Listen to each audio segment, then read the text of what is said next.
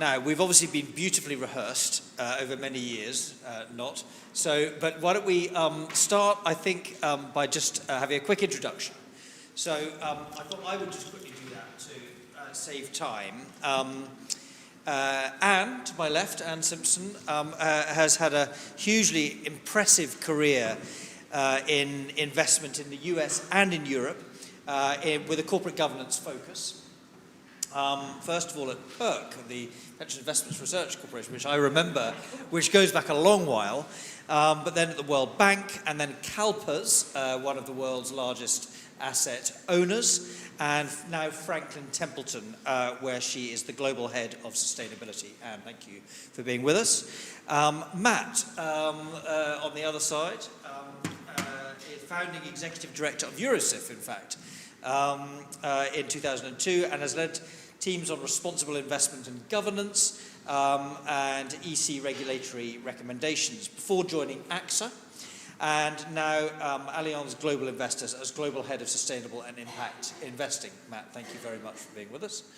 Bertille started as, actually, I rather like this in your bio, you started as the Cultural Conservation Officer for the French Ministry of Foreign Affairs in working in the DRC in Africa, which is probably one of the coolest starts to our CV we can all agree with. But before moving into sustainable investing at Oddo, then foreign and colonial, and is now still at, I think, at Sycamore Asset Management. So a huge welcome to all of you. What I'm going to do is I'm just going to ask each of them just to summarize their thoughts on this question, this exam question, of do investors care? And if so, why? And I thought we'd start, if we may, with Anne, and then we'll move to you, Matt, and then Bertille will finish with you. And we'll then, again, the same format, we'll kick off some discussion, but questions from you as to what you think investors either should or are doing in this debate would be very welcome. And we're going to finish on time at 8 o'clock, because if there's one thing I've known is that you don't get in the way of the audience and their cocktails. Anne, over to you. That's corporate responsibility in action, Rupert. Starts with punctuality. So listen, it's wonderful to be here, and I realise this is the last session, and people are probably feeling a bit tired. But I want to ask you all a question. We're talking about investors, so we're talking about money. How much money do you think there is in the world? Hands up, please. Extra points. If you're right or wrong, you get points. Well, it's roughly $500 trillion.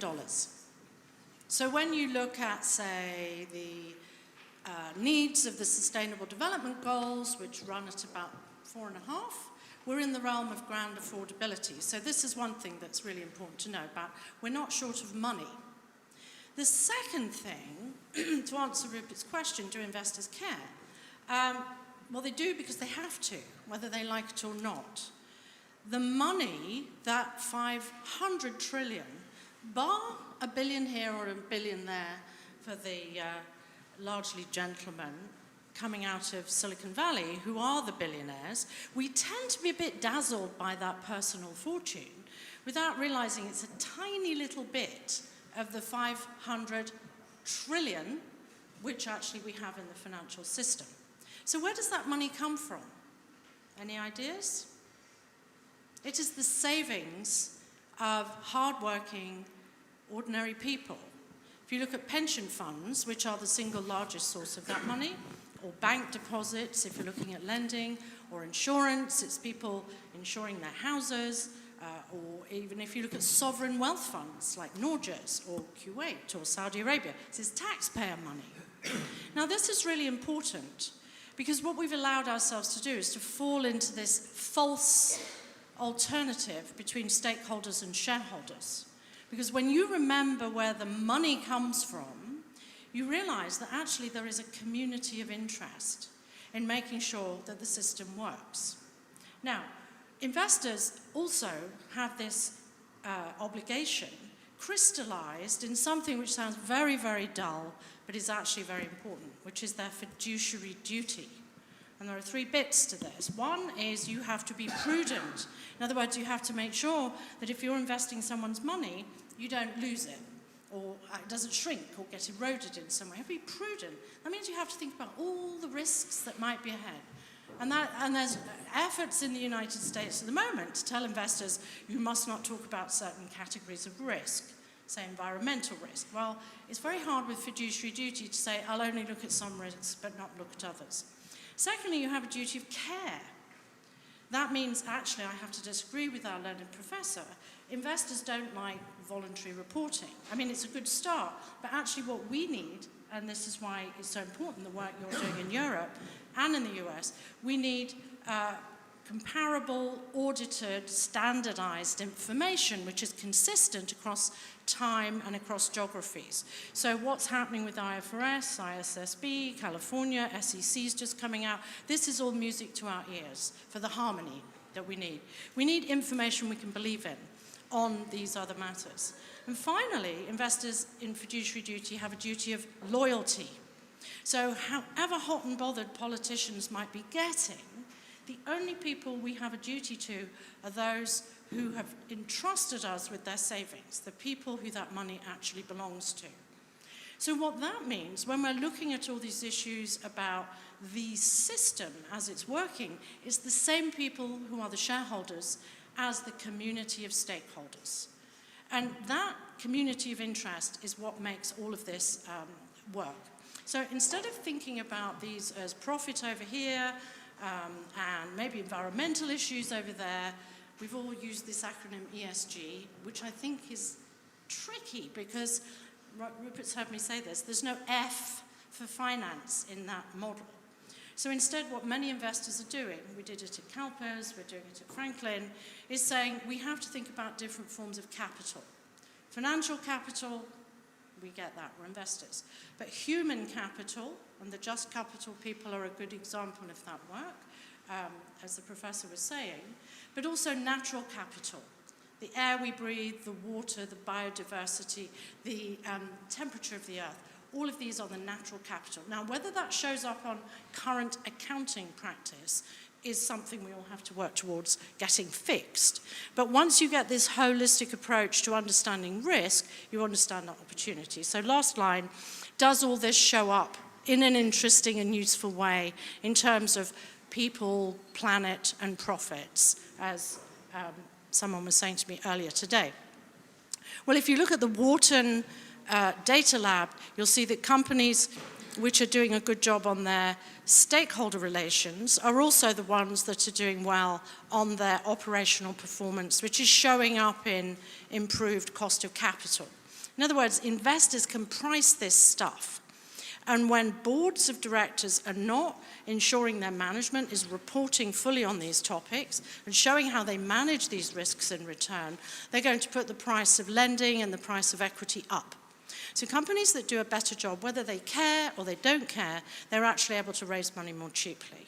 And I think with the push now on regulation, which is worldwide, it's going in different paces, different ways, we see there is for the first time a global goal of net zero emissions, greenhouse gas emissions by 2050. So we're now, with that nested within the Sustainable Development Goals, we've actually got a to-do list which is shared by most governments in the world. So that means you have the visible hand of government and the invisible hand of the market increasingly working together.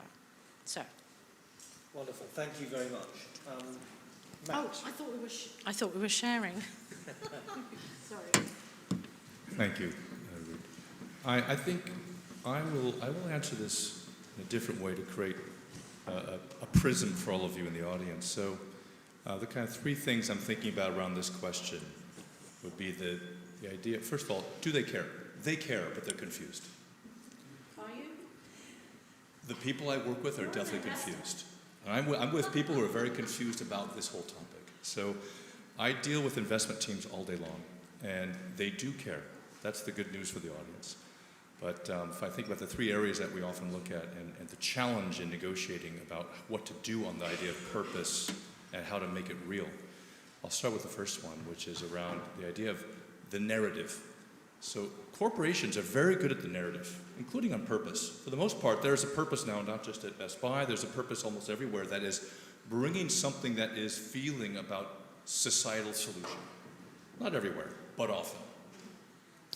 And so you'll have these investment discussions looking at putting more money into a specific, if it's an equity investment, into a stock. And they'll do this with lots of investment teams. And we'll talk about corporate purpose. And I'll just use one very glaring example because it's an easy one for the audience to understand that this is happening across all sorts of different companies we look at, which is, which purpose? What is purpose? Is it just enough to say in an automotive company that we're trying to create the future of the automotive industry by making cars more affordable and off of fossil fuel? Sounds great. Of course, everybody loved Tesla when it first started to do this successfully. Everybody said that is the idea of purpose, and it does everything right. And then we start to see how it slips. And we start to see whether it be looking at what's happening with Sweden and workers' rights, whether it goes back into the US, whether it goes into the idea of how much money should be, and that was the case in Delaware, about whether or not we agree. Because you could argue all the way back those incentives, governance, payment incentives, no one thought that was possible, what Elon Musk could achieve. But then you come now at this point, you say, it's not fair. Why not? So that discussion about purpose, that's how it shows up on an everyday basis, which is that there is definitely an interest in it. There's an interest in the narrative, but afterwards it's about how to make that narrative understood as is one part of that purpose of that narrative, and in this case, a very focused one about the automotive, shifting the automotive sector, acceptable when other parts of what one might expect to be attached don't stack up. And I deal with that every day, and it's hard. The second one, I want to come back to our professor on what I've seen change, demographics and generational change. I was a Wharton student, and I remember at one point in class, years ago, many years ago, asking the finance professor, but what about environmental costs? What about looking at sort of like social behavior? And I was literally said by this professor, a very Milton Friedman professor, are you a communist? I'm sure you have this, Professor. Okay. So what I take stock in is that question is no longer asked. And I see it with the MBA students that come into contact and want to be in the industry, but also including in the companies where we invest. We see that to attract younger people, they're asking that question. And so that is something that is, if you look at the regulation that we've heard, that is a great sort of top-down thing that might help influence. But I take a lot of inspiration by the idea that this youthful change might be happening faster than we expect. I have high hopes in it because I see it not only in my own company, which has frustrated the senior management of my own company about, God, are they satisfied yet? Because they're asking about purpose, and they want to see the delivery of it. And I see it in the companies that we invest in, that question's coming up. We look at customer surveys, we look at different information sources to measure the impact of companies on how they're achieving their purpose, measured by their employee satisfactions. And then the last one is going to come back to governance. And it's true that the hardest part of investing in public markets, I do a lot of my time in private markets, which is slightly easier, but let's stay to public markets, is that there are lots of us out there that care, but we have different ideas about how to bring that message to corporations and to senior management teams. And so my idea of what would be the proper governance model and the incentive structure to help ensure that corporate purpose is moving through the organization might not be the same as my colleagues here. We might share some of it, but we might have our own little special sauce, a little bit more hot sauce on one side, a bit more on the sort of sugar on the other. And I think that is part of the hard part if you're a corporation, is you have a lot of investors coming at you about what their idea of what your purpose should be according to some of their beliefs. And so this idea of how to attach the purpose to the incentive structures, we need the corporates to ultimately push us back and say, this is why we're doing it. This is how our purpose is going to be through the operational system, including the way that we pay ourselves, the way that our board is aligned with our purpose. And that helps to convince us that, okay, we might have other ideas, but we at least understand them.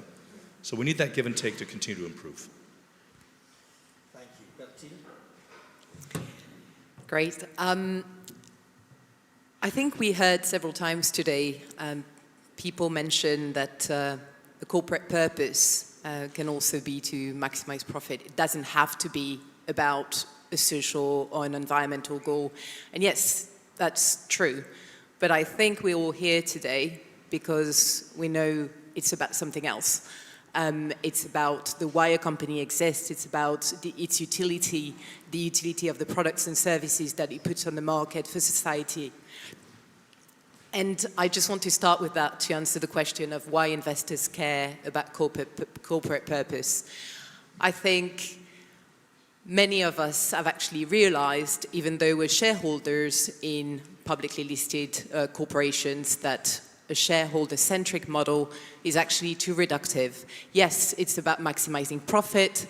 It doesn't mean just in the short term, but the idea about shareholder capitalism and maximizing profit, meaning over the lifetime of a company, and the subsequent idea, which is that a company will have to integrate and incorporate its impact on the environment, on its employees, on its customers, and that all this will be internalized into its capacity to generate future profits indefinitely or sustain them, and that therefore we don't need to talk about stakeholders, but we can simply continue with shareholder capitalism. I think it's a fantasy, because if you look in the real world, asymmetry of information, opacity, just the structure of the markets currently mean that there are a lot of flaws that don't enable this to permeate. So what I did in 2015 when I joined Sycamore Asset Management, I stopped talking about ESG and I decided to look at the way we analyze companies with a stakeholder lens. So we built a model called the SPICE model. It's an acronym that stands for the 5 key stakeholders of a company. So S for suppliers and society, P for people, I for investors, C for clients, and E for the environment. And what we do is that we look at a range of criteria, about 80 different criteria, that we rate from 1 to 5. And this final rating actually has an impact on our valuation of companies. So it's just a very pragmatic way of integrating the fact that a company will only be able to sustain value creation if it creates value for all of its stakeholders. We also launched in 2015 a fund called Happy at Work, based on the premise, so it's a catchphrase, but it's really based on the premise that a company who creates the environment for its employees to be motivated and engaged will actually be the best performing company. And it's part of the SPICE model actually, so it's the people pillar. And it's built on a sense of purpose, the authenticity you get, the autonomy, equality and equity within the organization, the diversity, how you develop, train, retrain people. I think so far the backtesting has shown that the best performers in our funds since 2015 have been those companies that had the highest Happy at Work rating. So I did hear what Rodolphe mentioned. It's not just about having a purpose or a purpose statement that will drive economic and financial performance, yet if you take a lot of other things into consideration, and mainly employee engagement and motivation, you can get there. So maybe just one last word to say that Sycamore has been on a mission journey. So in 2019, and I think someone asked the question earlier on, talked about the PAC law, so the law in France for business growth and transformation, that actually changed the French civil code to enable companies to add to their articles of association a raison d'être, or corporate purpose, and also created in the French commercial code the status of société à mission, or mission-led companies. Just going back to what Matt was saying, that has very real implications beyond the corporate purpose. So you have to set social and environmental objectives within your articles of associations. You have to create a mission committee in charge of reporting and monitoring the implementation of the mission, and then you've got to get these social and environmental objectives audited. So they are, just going back to the measurement point that Aleksandra made, this is also something that we track, and something that we've been doing at Sycamore. But it's still a journey. Wonderful. Right, so we have 20 minutes before the cocktails. So I'm going to kick it off with just one question around, which actually it sort of emerges, I think, really from what all of you have mentioned. So Aleksandra has talked about regulation both sides of the Atlantic. You've talked about what's happening in Europe and the falling at the politicization of regulation. Bertille and Matt, you both talked about, Matt about measurement, and Bertille about the different mechanisms where these can be held into account. I'm sensing that purpose only really works, and you've also mentioned this as well, I'm sensing that purpose only really works when you're mandated to do it by some form of external grouping, whether it be regulators or some external sort of policy guideline like the ISSB or others. Is it true that you have to be forced to account for purpose, or is it something that you have as a sort of desire and a wish to do proactively? I don't know who wants to answer that, but you can have a go. Yeah, you can have a go. I could give a go at this one. So I recently heard some people speaking, about that, and I quite like the general approach. It's with us. It's the same like with us human beings, right? Or even raising children. I think the bottom line is you need a framework composed of both carrots and the sticks. And look, I think here the issue, and maybe drawing a little bit on what Professor Freeman said yesterday, actually in the speech. I really agreed with everything, and I thought it was so insightful. But one thing struck me when you referred and said, like, this is, kind of the move to stakeholder capitalism. It's gonna take time. It's generational change. The problem is we no longer have time. And I didn't manage to cover it, but at the very end, I actually included some slides about, the IPCC report and other, climate science, which demonstrate. Now, probably I'm gonna sound like a capitalist or, dangerous activist, but basically, the reality is we no longer have time to mitigate and adapt to the climate change. Even if we want to think about even our, life in, 30 years' time or 20 years' time about the future of our children, I think this is the issue. And I think, look, it's true that by creating only the incentives to act and hoping that, companies and people will do the good thing, of course you're making progress. And of course there will be always companies, like in this case, for instance, here I think we have really an excellent panel, showing perfect examples of investors that are doing the right thing. But the problem is not everybody is like that, right? So maybe drawing back a little bit on your earlier question, I think probably not all investors care, but yeah, there is a whole bunch of great investors that do care. But the reason why at some points we may need regulation is to bring forward the laggards. And also, then also to create a level playing field, because right at the end of the day, companies who actually make efforts to do the right thing, it also costs extra usually, right? So at the end of the day, if you try to at least, put somewhere this bar higher up, you kind of, bring the others with you. But anyway, I guess you guys would like also to share your views on that. Could I just wanted to talk about the reality of the political pressure being applied on this topic. So in the United States, where I work at the moment, 21 attorney generals in different states wrote to the top 10 fund managers, so that includes Franklin Templeton, you must not pay attention to environmental, social, or governance issues. A small group has raised, according to the New York Times, around $1 billion to finance the shutting down of investors who are paying attention to these sorts of issues. Now, in our own strategy, because we don't use ESG, we've kind of navigated around it because we're talking about risk and return. But you've got the House Judiciary Committee issuing subpoenas on this topic. I have 2. Is that a badge of honor, Rupert? I hope. But this is intimidating. And you will have seen a big initiative where investors, to Matt's point, got together to say, hey, it is confusing for companies. What are we asking for? Let's all ask for the same 3 things. Governance, targets, and disclosure. And that's Climate Action 100+. And we convened that from CalPERS. you know, the big pension fund where I used to work.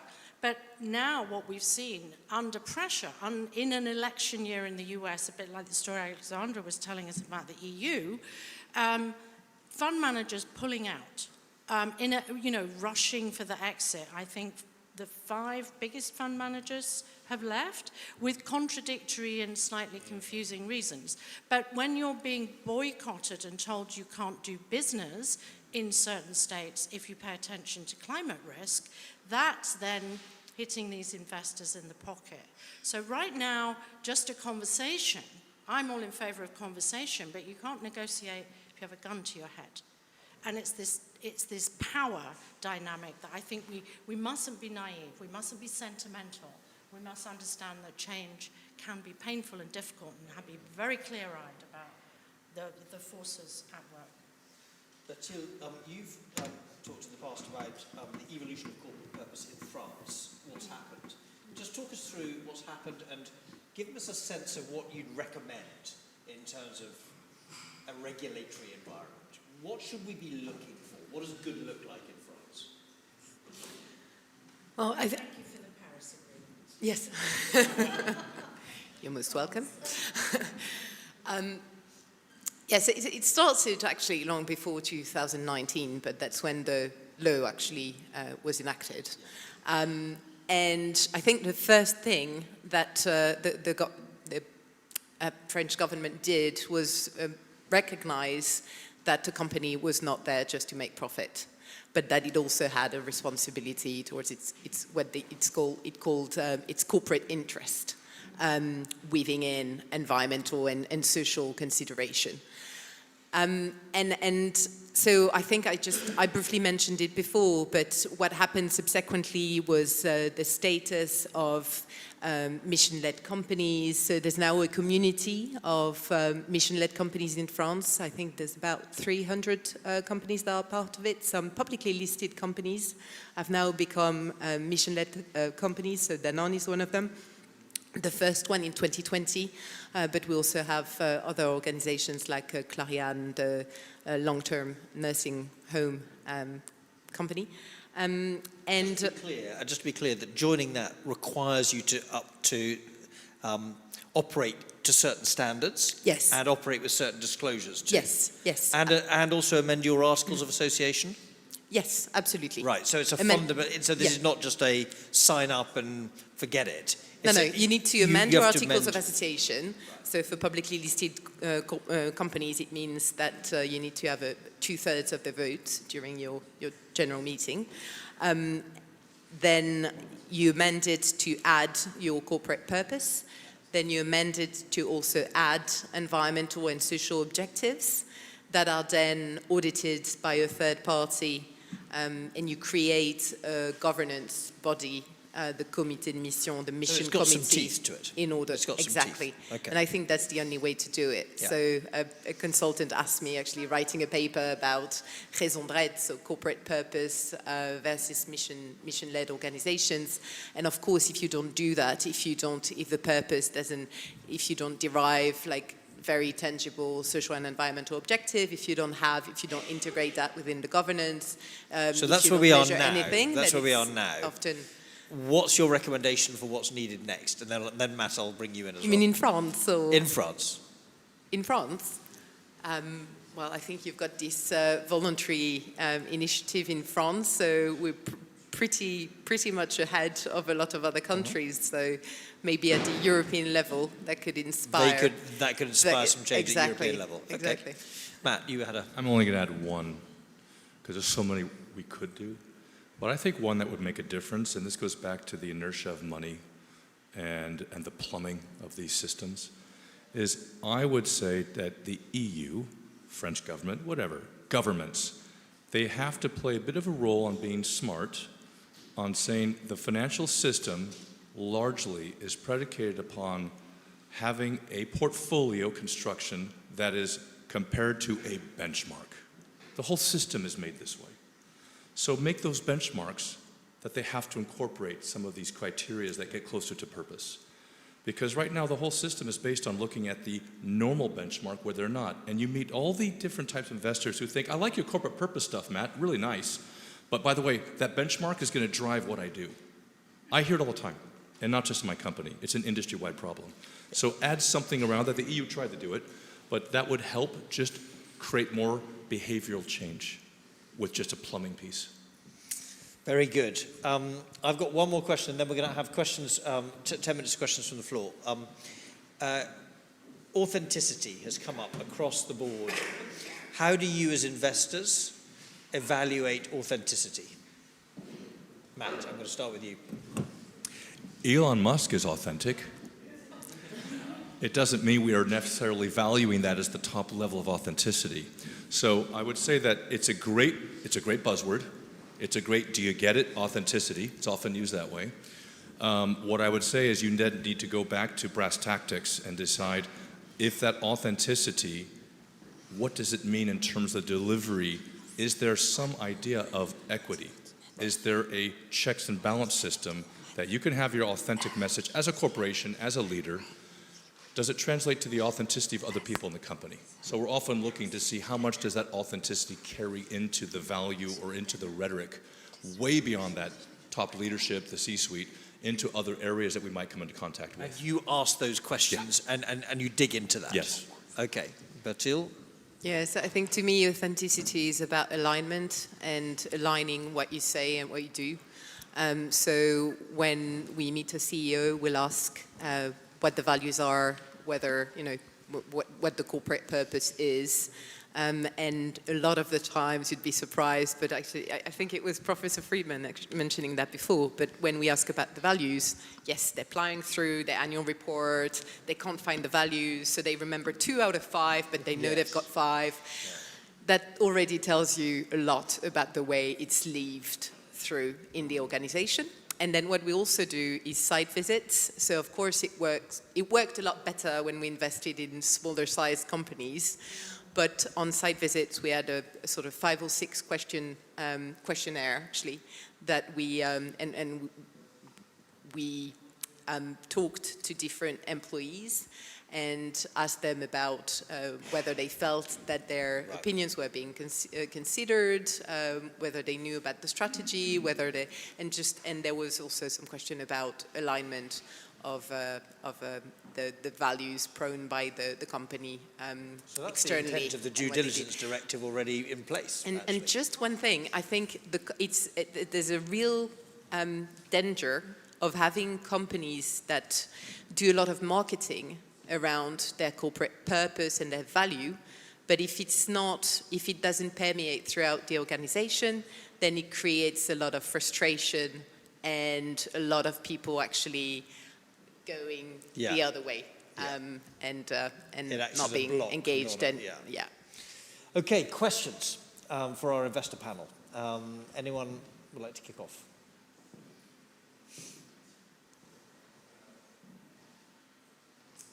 Or have we stunned you into silence? I think it's clear. There's a question down there. It's already on. Okay. Hi there. Matt, you mentioned this idea that investors try and, in a sense, promote their vision of purpose onto the firm. And ideally, the firm's executives would speak to you to kind of clarify their purpose. What do you think the best channels are? And what are the mechanisms through which executives could do that? Would it be investor calls, speaking to you one-on-one, specific actions like investment, divestment? What would you expect to see to clarify it? Do you want to take them all, or should we just start? Answer that, and then anyone who wants to ask a question, let Iris know, raise your hand, and we'll take the mic. So make sure I heard the question correctly. What would be the best mechanism for the company to articulate that to the investors, right? Yeah. So I'll tell you one thing I'd love to hear on any earnings call, which is done on a quarterly basis, that the corporate purpose comes back up and how that purpose continues to translate into company strategy and into actual examples. It would be a great exercise that it's not just the once a year or the one investor day, but it's just part of how they work, right? That's a very simple tactic that would be oh wow, it keeps coming up and you have all these investors on these calls, right? You got the transcripts now that the AI is just delivering that into different systems that we have internally. that would come up in a, not just a marketing way, but a restatement each time and how it's continuing to evolve and what different types of people that then might talk to what they're doing in different types of strategies or different operating business units. That would be a great way to continue to reinforce the point. So I'd say I just use that as kind of a classic one because it's so often looked at, the earnings transcripts and the earnings calls, that I think it'd be just an easy one to like have as a win. I vote for Matt's idea with one caveat, because the long-term investors typically are not interested in the quarterly earnings calls. The traders who drive most of the buying and selling in the short term are on the earnings call. So I'd want to supplement that with stewardship. And that's when you would make sure you're talking at board level or C-suite level, probably once a year with the companies in your portfolio, and also to make sure you're not confusing them all, make sure that you've also got some shared understanding of the challenges with fellow investors. So whether it's an initiative, as we mentioned, on human capital management or climate, there's also other initiatives which are getting consensus around issues like water risk, like biodiversity. So I think there's conversations outside with your fellow investors and civil society and regulators, but the stewardship would complement the earnings call. Maybe that's two things that would go together. And just going back to something that Rupert Young mentioned earlier about M&A, I think it's, so keeping in mind, of course, that not all companies do M&A, but when they do, I think that's a question that ought to be asked. You know, why, and how does it fit the corporate purpose to divest this business or to invest in that company? And some are starting to do it actually quite well. But others, frankly, are just simply not there, and it shows, it's just very obvious that the mission and the purpose is not guiding every business decision. Final questions? One more here. You get the benefit of the last question of the day. Thank you. A former sustainability director at Barclays used to say at one point that nobody cares whether Miami will be under 6 meters of water in 100 years' time. So he lost his job on this sentence. But did it say aloud that what many fund managers actually think and do not care to, do not say out of fear? Yes. I'm sorry, but my hearing has gone It's really okay. bad since COVID. I think it's the headsets, okay. and I couldn't hear before the 100 years old. No, Barclays sustainability director at a conference said something like, nobody cares whether Miami will be under 6 meters of water in 100 years' time. And I don't know whether you remember that. He lost his job on that. So it was a comment made that no one will care in 100 years' time about what's happening today. Yeah? If you're a pension fund like CalPERS, our liabilities, when we were modelling these issues, run beyond 100 years. When you look at the life expectancy of the youngest dependents of current members, we're on a century game, which gives a very different perspective to, say, active hedge fund traders or quarterly earnings people. So the time horizon of your liabilities really matters. What I would say is if your question is about the industry and those working within it, the goal has been how to take on what Anne has just mentioned, which is that long-term horizon, and figure out ways to shrink it for those who are never going to get there.